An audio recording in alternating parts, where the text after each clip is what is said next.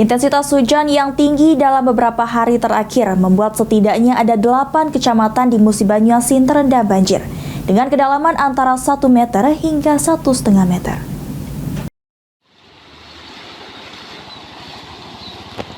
Intensitas hujan yang tinggi dalam beberapa hari terakhir membuat setidaknya ada 8 kecamatan di Musi Banyuasin terendam banjir.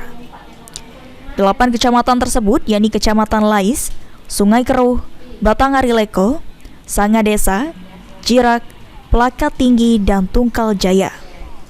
Kepala BPBD Musi Banyuasin Pati Ridwan mengatakan, jika saat ini pihaknya telah mengirimkan sejumlah tim untuk mendirikan posko gawat darurat di beberapa titik banjir yang dianggap sangat berdampak pada warga, seperti di Kecamatan Sungai Keruh yakni Desa Kertajaya.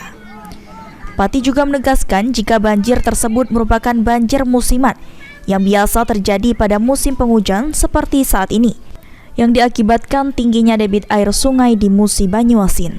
Ia mengimbau kepada warga untuk tetap waspada ketika terjadi hujan lebat dan debit air meningkat, terutama bagi warga yang tinggal di bantaran Sungai Musi.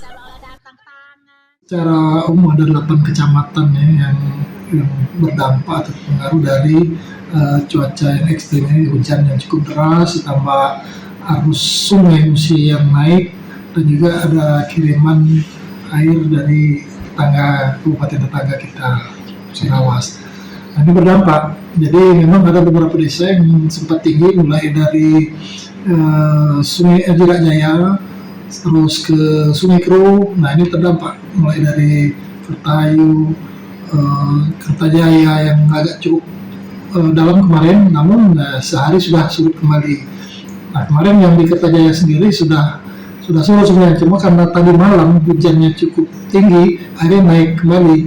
Nah, kita sudah mengirimkan anggota bersama Forkopincam dan juga sudah mendirikan posko di Kertayu bersama Forkopincam, dan juga menempatkan satu speed perahu karet fiber untuk standby untuk apabila mobilisasi masyarakat dibutuhkan. Satu lagi yang kita tempatkan adalah permintaan juga yang baru ini di Pelakat Tinggi, juga sudah kita tempatkan speed atau perahu karet yang sudah kita sediakan apabila terjadi permintaan untuk mobilisasi masyarakat. Jadi